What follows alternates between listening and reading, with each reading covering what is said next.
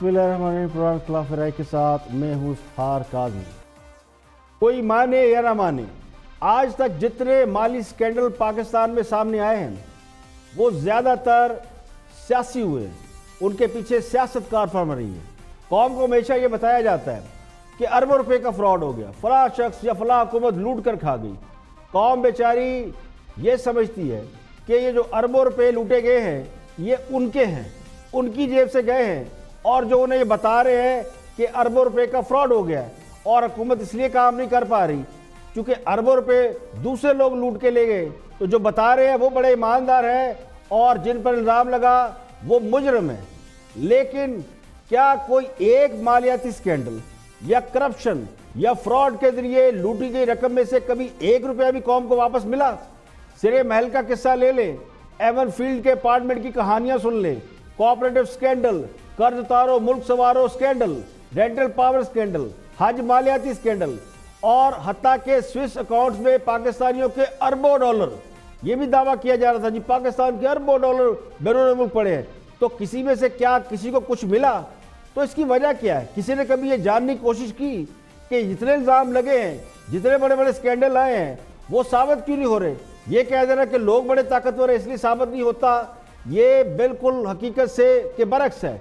तो ये सारे मालियाती स्कैंडल जो एक हकीकत, एक अफसाने की जिंदा मिसाल है। जिस तरह रेकोडेक पर शोर मचाया गया कि पाकिस्तान का खजाना लूटा जा रहा है, इतना शोर मचाया गया, कोर्ट तक इसमें इन्वॉल्व हो गई और कोर्ट ने गैर मुल्की कंपनी का ठेका कैंसिल कर दिया क्योंकि ये शुबा था कि गैर मुल्की कंपनी को अरबों रुपए उनसे लेके कमीशन उनको ठेका दे दिया गया है। वो अरबों डॉलर कमा रहे हैं और पाकिस्तान को टके मिल रहे हैं। तो अंजाम क्या हुआ कि ठेका कैंसिल कर दिया कोर्ट ने और अरबों डॉलर का जुर्माना हो गया पाकिस्तान को। इस तरह पावर सेक्टर के बारे में भी मेरा यह गुमान है कि अगर पावर सेक्टर्स ने पैसा बनाया है तो उसमें इलीगैलिटी कोई नहीं होगी। हुकूमत के साथ बाकायदा मुआहदे हुए हैं। इसमें अरबों डॉलर का फ्रॉड बताने का मकसद कौम को एक बार फिर ये बावर कराने की कोशिश है कि हम ईमानदार लोग हैं और हम हर 2-4 रोज बाद एक घपला निकाल लेते हैं और पकड़ लेते हैं, लेकिन एंड रिजल्ट क्या होना है? वही होना है, खाया पिया कुछ नहीं, गिलास तोड़ा बारह ने। लोड शेडिंग की वजह से फैक्ट्रियां और सनतें बहुत बुरी तरह मुतासर हुई थी। पीपल्स पार्टी के दौर में तो दहशत गर्दी भी अरूज पे थी, लोड शेडिंग भी थी। मुस्लिम लीग नून लोड शेडिंग खत्म करने का दावा करके यानी नारा मार के इक़्तिदार में आई थी कि वो लोड शेडिंग खत्म कर देंगे। तो उन्हें भी इन्वेस्टर चाहिए थे, बिजली की प्रोडक्शन दरकार थी। IPPs का तनाज़ा बेनज़ीर भुट्टो के दौर से चल रहा है। हकीकत यह है कि इससे फ़ायदा उठाने वाले वो लोग हैं जो हर हुकूमत में किसी न किसी तरह से शामिल रहे हैं। बड़े बड़े इन्वेस्टर्स ने इसमें से माल बनाया और हुकूमत की इस मजबूरी से फ़ायदा उठाया क्योंकि लोड शेडिंग थी और पब्लिक प्रेशर था। तो अवामी सतह पर ये मालूमात आम है कि बिजली की प्रोडक्शन में माल बनाया गया। पीपल पार्टी के दौर में रेंटल पावर का स्कैंडल वो सबके सामने है। आज तक पीपल पार्टी के लोग उस स्कैंडल में फंसे हुए हैं। वो भी बिजली पैदा करने की एक कोशिश थी जिसमें माल बनाया गया। अब तहकीकात कराने का मकसद जो कुछ ढूंढना था वो तो मिला नहीं, यानी नवाज शरीफ पे तो कुछ निकला नहीं, लेकिन फ़ायदा उठाने वाले वो लोग निकल आए हैं जिन पर बारे हुकूमत है। तो तहकीकाती रिपोर्ट मेरे नज़दीक ये मेहरबानों की वजह से पब्लिक हो गई है। अब गले में पड़ा ढोल बजाना पड़ रहा है तो उसका क्रेडिट भी लेने की कोशिश की जा रही है। कभी के दिन बड़े कभी की रातें, न दिन सजा बड़े रहते हैं न रातें हमेशा लंबी रहती हैं।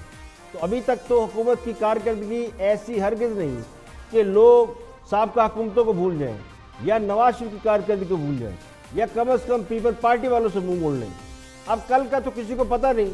हाँ साहब कोई ऐसा करिश्मा कर दिखाएं कि लोग उनकी मौजूदा कारकर्दगी को भूल जाएं और सब कुछ दरगुजर कर दें।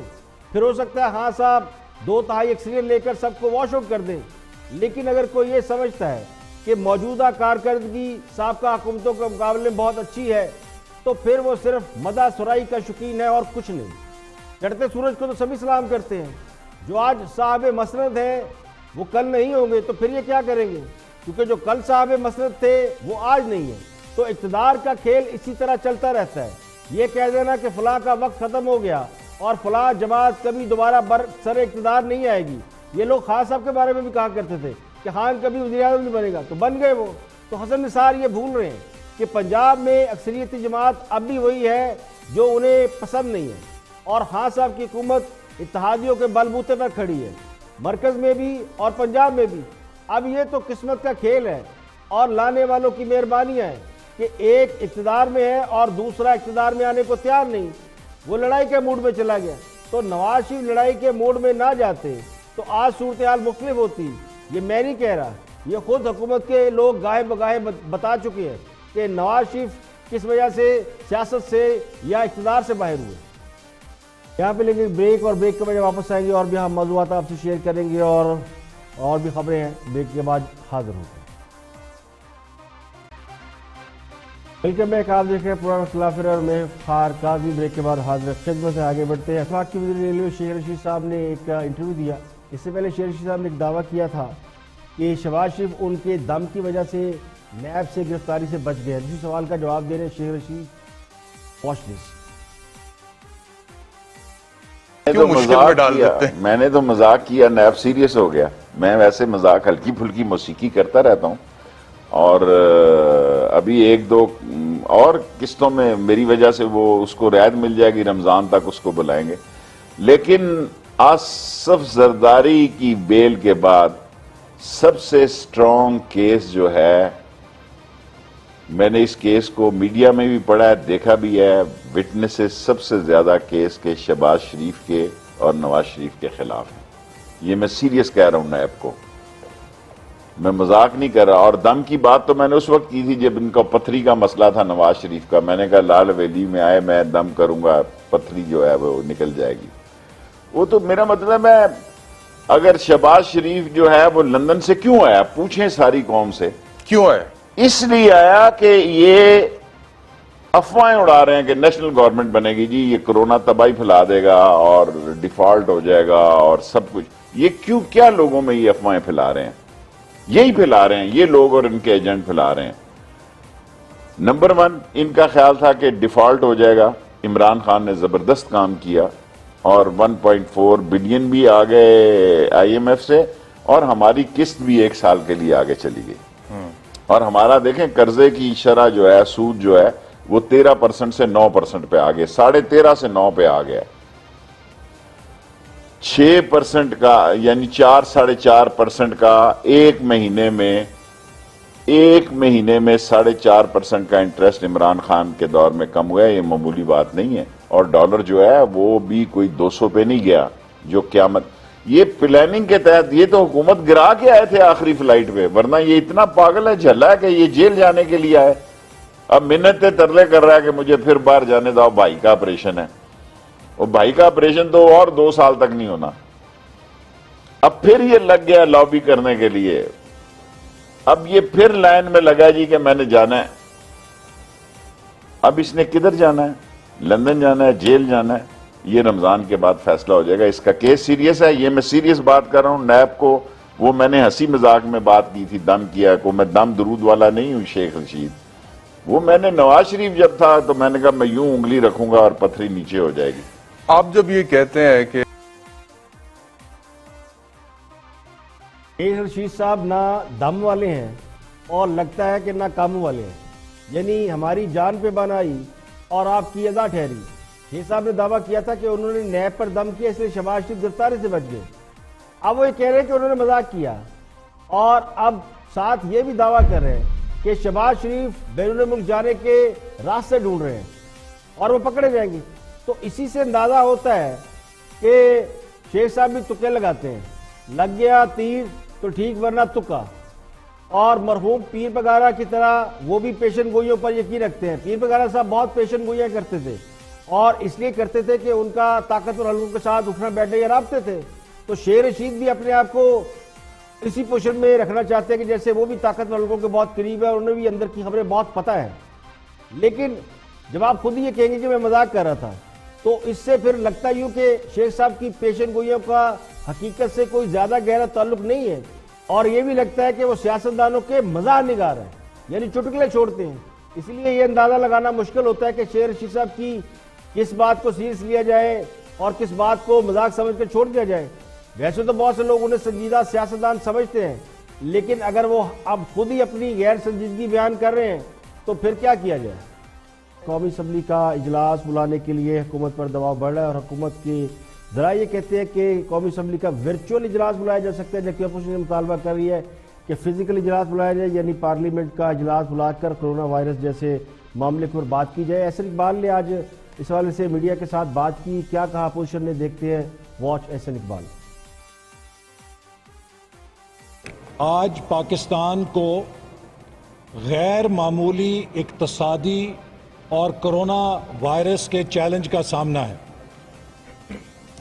بدقسمتی یہ ہے کہ اس غیر معمولی چیلنج کا مقابلہ کرنے کے لیے ہم پر ایک غیر معمولی نالائق حکومت مسلط ہے، جو مسلسل اپنی حماقتوں سے معیشت اور عوام کی زندگی میں قیامت برپا کر رہی ہے۔ اس وقت حکومت کی کوشش ہے کہ وہ پارلیمنٹ کو لاک ڈاؤن کرے۔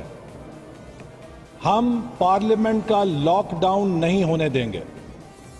اگر کنسٹرکشن انڈسٹری کھلی ہے، اگر سرکاری دفاتر کھلے ہیں تو پارلیمنٹ بند نہیں ہو سکتی۔ مارچ کے مہینے میں اپوزیشن نے پارلیمنٹ کے اندر حکومت سے مطالبہ کیا تھا کہ کرونا وائرس کے اوپر قومی لاہ عمل اپنایا جائے۔ ہماری تحریک اور ہمارا کالنگ اٹینشن نوٹس ایجنڈے پر نہیں لایا گیا۔ 14 یا 13 مارچ کو جو آخری دن تھا اسمبلی کے اجلاس کا، کرونا وائرس کا کالنگ اٹینشن نوٹس ایجنڈے پر نہیں تھا۔ ایجنڈے پر کیا تھا کہ منسٹر کالونی میں 4 اپارٹمنٹ خالی کیوں ہیں، یہ عوامی دلچسپی کا مسئلہ ہے، اس پہ بحث کی جائے۔ آپ اس سے حکومت کی ترجیحات کا اندازہ کر لیں۔ یہ حکومت پوری ملک کی قیادت، صوبائی حکومتیں، سب کو اکٹھا کرنے میں ناکام رہی ہے۔ اس وقت حکومت نہیں ہے، بلکہ یوں لگتا ہے کہ اپوزیشن کی اپوزیشن حکمرانی کر رہی ہے، حکومت حکمرانی نہیں کر رہی۔ دیکھیں، اگر عوام مساجد میں فاصلہ رکھ کر نماز تراویح پڑھ سکتے ہیں، باجماعت نماز ادا کر سکتے ہیں، تو پھر قومی اسمبلی کا اجلاس کیوں نہیں ہو سکتا؟ سپریم کورٹ بھی بار بار کہہ چکی ہے کہ قومی اسمبلی کا اجلاس کیوں نہیں بلایا جا رہا، اس پر سوال اٹھے ہیں۔ تو اتنے سنگین حالات میں جب کرونا وائرس سے انتقال کرنے والوں کی یومیہ تعداد میں خطرناک حد تک اضافہ ہوتا جا رہا ہے، لاک ڈاؤن کے معاملے پر صوبوں اور وفاق میں سیاست نظر آ رہی ہے، تو 22-23 کروڑ عوام کے مستقبل کے حوالے سے پارلیمنٹ میں بات کیوں نہیں ہو رہی؟ پارلیمنٹ آخر کس مرض کی دعا ہے؟ کیا حکمران جماعت کو اس بات کا ڈر ہے کہ قومی اسمبلی کا اجلاس بلائیں گے تو دیگر جماعتوں کے لوگ سوال پوچھیں گے، ان کے سوالوں کے جواب دینا پڑ جائیں گے؟ تو بظاہر تو یہی لگتا ہے کہ حکمران جماعت ان سوالوں سے بچنا چاہتی ہے، جبکہ حکومت عوام کو جواب دہ ہوتی ہے۔ یہی جمہوری نظام کا جو سب سے بڑا بینیفٹ ہے یا کرکس ہے، وہ یہی ہوتا ہے کہ عوام کو جواب دہ ہوتی ہے حکومت۔ اب اڈھاگ بنیادوں پر جس طرح نظام چلانے کا تاثر دیا جا رہا ہے تو یہ زیادہ دیر نہیں چل سکتا، اس سے اصل نظام جو ہوتا ہے وہ مفلوج ہو کے رہ جاتا ہے۔ اگر پارلیمنٹ کام نہیں کرے گی، عوامی نمائندے اپنی ذمہ داری نہیں ادا کریں گے، جہاں مختلف نقطہ نظر کے لوگ منتخب ہو کر پارلیمنٹ میں جاتے ہیں تو ان بہت سے لوگ ایسے ہوتے ہیں جن کے پاس حالات سے نمٹنے کے لیے بہتر تجاویز ہوتی ہیں۔ تو میری رائے میں پارلیمنٹ کا اجلاس بلا کر اگلا لاہ عمل طے کرنا چاہیے۔ یہ جو ورچوئل اجلاس بلانے کی باتیں ہو رہی ہیں تو اس کا مطلب تو یہی ہے کہ حکومت حالات اور اصل صورتحال کا سامنا کرنے سے گھبرا رہی ہے۔ آگے بڑھتے ہیں اور کامران خان کارنر بھی بات کر رہے ہیں نیشنل بینک فنڈ کے سی او کے ساتھ کہ پاکستانی جو انویسٹر ہیں انہیں انویسٹ کہاں کرنا چاہیے۔ ریل اسٹیٹ بھی ایک بڑا اچھا بزنس ہے، اسی پہ بات کر رہے ہیں۔ دیکھتے ہیں کہ جو قومی بینک ہے اس کے فنڈ کے سی او کیا فرماتے ہیں کہ عام آدمی کو انویسٹمنٹ کیسے کرنی چاہیے، کہاں کرنی چاہیے۔ ایک ہی اس کی مثال موجود ہے نا اس وقت پاکستان میں، اور جس کانسیپٹ کی آپ بات کریں تو ساری دنیا کا سب سے معروف طریقہ کار ہے۔ پاکستان میں تو ایک ڈالمن ریٹ ہے نا، اس کے علاوہ تو پاکستان میں ابھی اس میں ابتدا ہونی ہے۔ دیکھیں بیسیکلی، اور جی بالکل صحیح کہہ رہے ہیں، اور اس میں ایس سی سی پی اور گورنمنٹ اور جو कैपिटल मार्केट के पार्टिसिपेंट्स हैं, जिस तरह म्यूचुअल फंड्स हैं, हमें सब मिल के ये कोशिश करने हैं कि इस रेवेन्यू को ग्रो करें। और इसमें कुछ टैक्स के इश्यूज थे, जिस तरह डिविडेंड पर 25% का टैक्स था, अभी भी है, रीट्स पर वर्सेस म्यूचुअल फंड्स या 15% है, या स्टॉक मार्केट या 15% है। तो कुछ टैक्स के इश्यूज हैं जो अभी रिजॉल्व होने रहते हैं, मगर ये एक बड़ा अच्छा मौका है कि इसको एक मल्टीप्लायर इम्पैक्ट दिया जाए, ताकि एक आम आदमी ये करता है कि पैसा बैंक में रख छोड़ता है और उसका ख्वाब ये होता है कि मैं घर बनाऊंगा, और बैंक में जो रिटर्न होता है वो बहुत कम होता है, वो कभी भी अपना घर बना नहीं सकता। अगर वही पैसा इन्वेस्ट हो रीट्स में या ऐसे कंपनीज में जो स्टॉक मार्केट में, जो रियल एस्टेट में काम करें, तो उसका पैसा जल्दी ग्रो करेगा और वो अपना एक घर बनाने का ख्वाब, ये जो आप इस वक्त गुफ्तगू फरमा रहे हैं, देखिए हुकूमत को रियल एस्टेट का बिजनेस उस वक्त समझ में आया है जब एक घर बनाने की लागत में 200-250% इजाफा हो चुका है। यानी ईंट, सीमेंट और सरिये की कीमतें ऑलमोस्ट दुगनी हो चुकी हैं। इलेक्ट्रिकल और सैनिटरी का सामान उसकी कीमत भी बढ़ चुकी है। तो साबका दौर हुकूमत में जो ईंट 5 से 6 हज़ार रुपये में, यानी 5-6 रुपये की एक ईंट होती थी और 1000 ईंट 5 से 6 हज़ार रुपये में मिल जाती थी, वो अब 11 से 12 हज़ार रुपये फी हज़ार हो चुकी है। ये जो मिस्त्री होते हैं वो साल पहले, 1.5 साल पहले 900 रुपये दिहाड़ी लेते थे, आज वो 1500 रुपये मजदूरी लेते हैं। तो तामीराती सामान का जो सारा मटेरियल है वो कई गुना महंगा हो चुका है। फिर ज़मीन के दाम वो बहुत ज़्यादा नहीं बढ़े, लेकिन फिर भी ज़मीन हरगिज़ सस्ती नहीं है। तो 2-4 साल पहले पाकिस्तान में रियल एस्टेट का जो बिजनेस था वो बहुत अरूज पे था, लोग बहुत पैसा कमा रहे थे, प्लाटों की फाइलें तक खरीदी और बेची जा रही थी, लोग इन्वेस्ट कर रहे थे। और खासकर इसमें वो लोग थे जो बैरून मुल्क रहते थे, ओवरसीज लोग जो पाकिस्तान में इन्वेस्टमेंट करना चाहते थे। तो खान साहब जब आए तो उन्होंने आके इस इंडस्ट्री पर इतने टैक्स लगाए और इसका गला दबोचने की कोशिश की, तो ये इंडस्ट्री बिल्कुल उजड़ के रह गई। तो हुकूमत का ख्याल ये कि लोगों के पास बड़ा पैसा है और अब अचानक उन्होंने रियल एस्टेट पे इंसेंटिव देना शुरू कर दिए। एक ऑर्डिनेंस ले आए हैं कि जी तामीराती सामान के ऊपर बहुत छूट है, आप माल लगाए, आपसे पूछेंगे नहीं कि पैसा कहाँ से आया। तो ख्याल ये कि लोगों के पास बहुत पैसा पड़ा है। तो चले एक लम्हे के लिए मान भी ली कि लोगों के पास पैसा है, उन्होंने पैसा निकाला, इन्वेस्टमेंट कर दी, और आगे से अगर खरीदारी ना मिला तो फिर इन्वेस्टमेंट तो फ्रीज हो जाएगी, क्योंकि लोगों की बाइंग पावर तो है नहीं। तो माल तो तभी बिकता है कि अगर लोगों में खरीदने की सकत हो। अगर लोगों के पास खरीदने की सकत नहीं है तो फिर आप प्रोडक्शन कितनी भी क्वालिटी की क्यों ना करते रहें, तो वो बिकेगी कहाँ। अगर कोई समझता है कि अब भी लोगों के पास पैसे पड़े हैं, इधर वो घर बनाएंगे, उधर खरीदारों की लाइन लग जाएगी, तो मेरा ख्याल है कि इस वक्त वो हालात नहीं है। मसला इन्वेस्टमेंट से ज्यादा लोगों की बाइंग पावर का है। रियल एस्टेट में जिन लोगों ने सबसे ज्यादा इन्वेस्ट किया वो बैरून मुल्क में रहने वाले पाकिस्तानी थे, जो वहां से पैसा कमाते थे और पाकिस्तान में जमीनों के अंदर, लैंड के अंदर, घरों, प्लाटों, फाइलों, इनमें इन्वेस्टमेंट करते थे। तो एक सेफ इन्वेस्टमेंट समझी आती थी। फाइल ले ली, प्लॉट ले ली, 2-4-6 महीने बाद उसकी कीमत बढ़ी तो पैसा रिटर्न हो गया। इससे बहुत से लोगों का घर भी चलता था।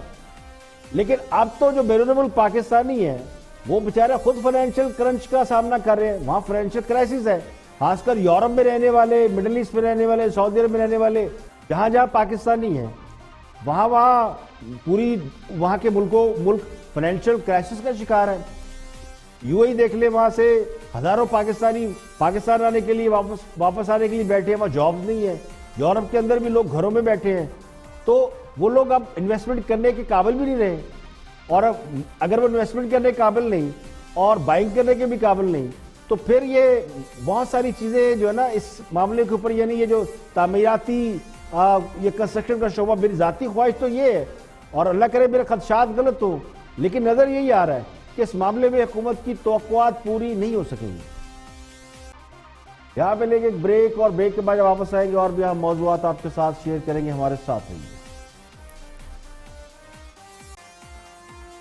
Welcome back. आप देख रहे हैं प्रोग्राम खिलाफ मैं इफ्तिखार काज़मी। और ख्वाजा आसिफ एक ज़माने में बिजली पानी के भी वज़ीर रहे, वज़ीर दिफा भी रहे।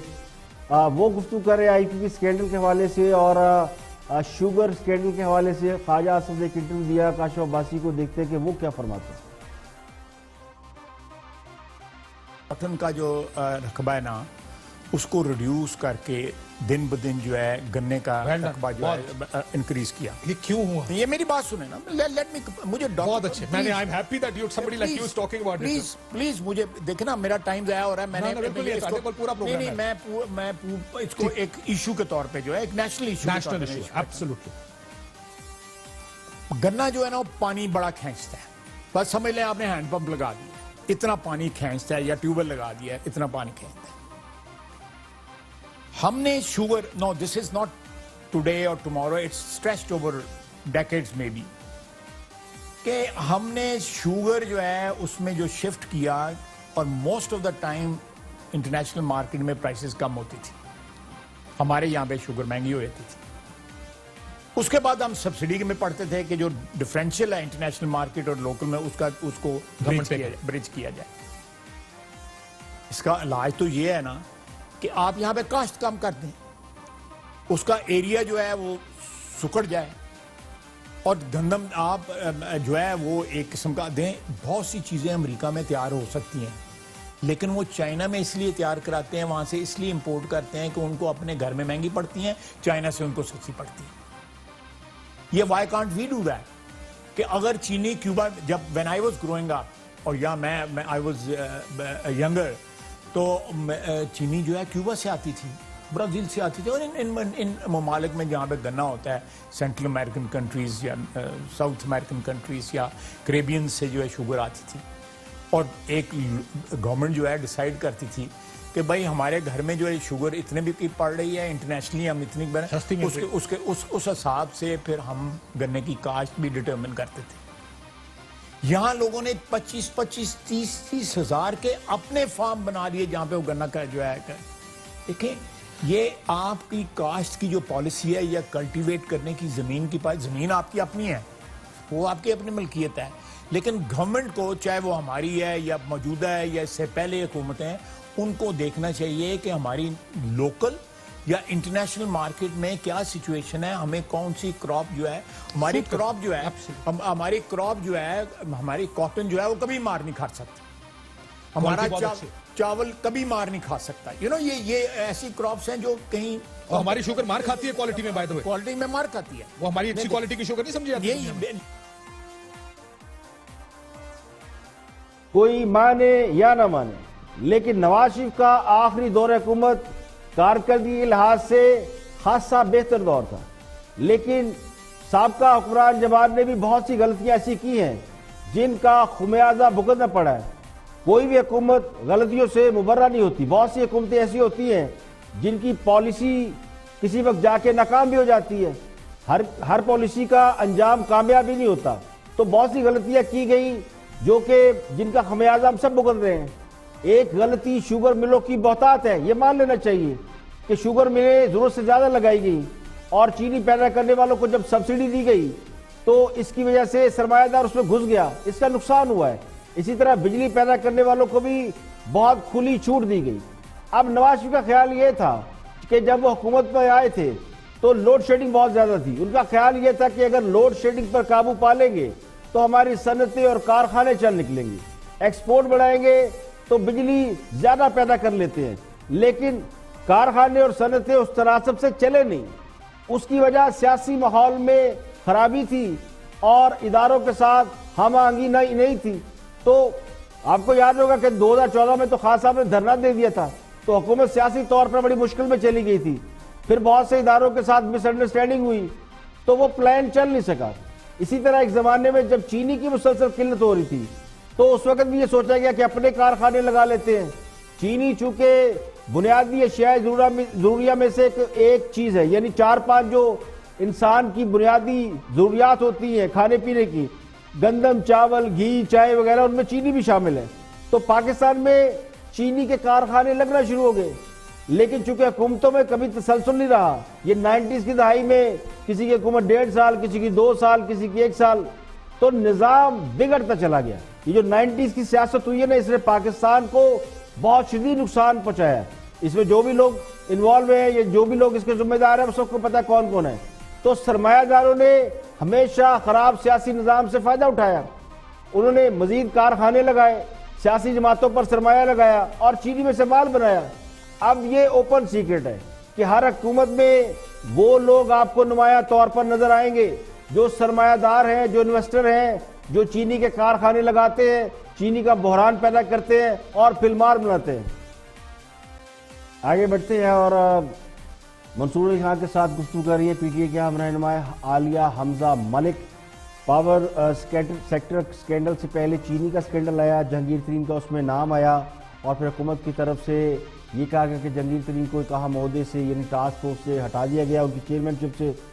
اب یہ عہدہ تھا نہیں تھا, جہانگیر ترین کہتے ہیں مجھے کوئی عہدہ دیا نہیں گیا. اسی پہ بات کر رہی ہیں عالیہ حمزہ ملک. دیکھتے ہیں کہ خان صاحب نے جو کہا ہے کہ وہ کسی کو نہیں چھوڑیں گے, جس کا بھی نام آئے گا. تو عالیہ حمزہ ملک کیا کہتی ہیں وہ اس مجھے ایک لائن میں صرف یہ بتا دیں, کیا جہانگیر ترین قصوروار ہیں یا بے قصور ہیں؟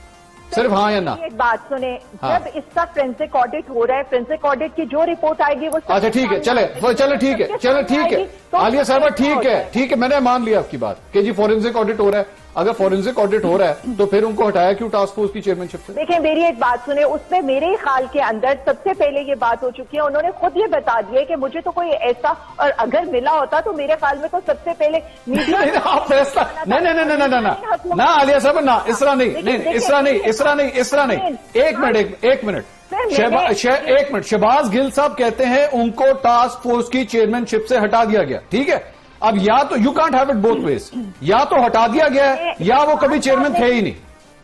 دیکھیں سر میری ایک بات سنیں, میں اس بحث میں پڑھنا ہی نہیں چاہتی. نہیں پڑھنا پڑے گا. نہیں عالیہ صاحبہ پڑھنا پڑے گا. I'll tell you the reason. عالیہ صاحبہ I'll tell you the reason. کیونکہ لوگوں کو اس طرح خدا کے لیے بیوقوف مت بنایا جائے. یا تو وہ چیئرمین تھے, عوام بہت سمجھدار نہیں سمجھدار نہیں ہے نا آپ, یا تو وہ چیئرمین تھے عالیہ صاحبہ, یا تو وہ چیئرمین تھے اور ان کو چیئرمین شپ سے ہٹایا گیا ہے. اور اگر ان کو ہٹایا گیا ہے, میرا سوال یہ, اگر ان کو ہٹایا گیا ہے تو پھر باقی وزراء کو کیوں نہیں ہٹایا گیا؟ ان کے پورٹ فولیو سے کیوں چینج کیے؟ حوصلہ کرنے پرائم منسٹر عمران خان صاحب ہے, چھوڑنا انہوں نے کسی کو بھی نہیں ہے. یاد رکھیں پرائم منسٹر عمران خان نام ہی کافی ہے, چھوڑیں گے. چلے جی نام کافی, ٹھیک ہے جی. عظمہ صاحبہ جی ٹھیک ہے, سب کا احتساب ہوگا, وہ ایک جملہ ہے, سارے پھڑ جائیں گے. دیکھیے تحریک انصاف کے بارے میں یہ پرسیپشن موجود ہے کہ وہ خان صاحب کا بہت بڑا فین کلب ہے.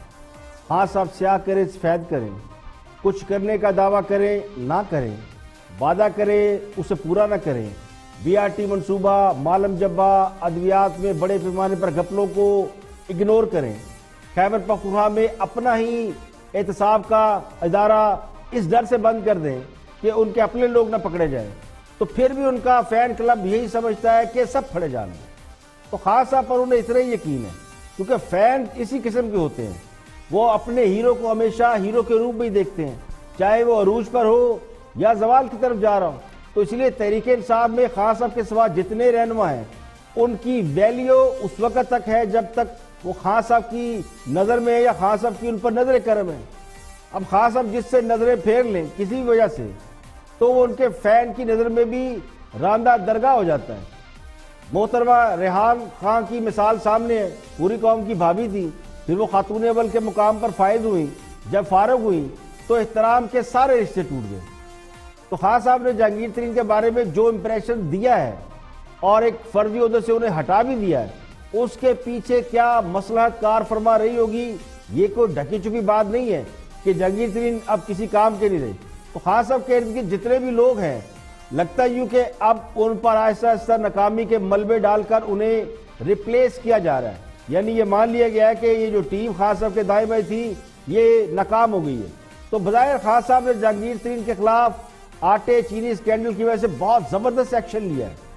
وہ جس طرح مائیں بچوں کے گال پر ایک ہلکی سی چپت مار کے کہتی ہے نا کہ 7 چوروں دی مار ماری ہے, یعنی 7 چوروں جیسی سزا دی ہے, اسی طرح سزا کا انجام یہ ہے کہ بڑے دھڑلے سے چینی اب بھی مہنگی بک رہی ہے, یعنی ایک 4 آنے بھی سستی نہیں ہوئی.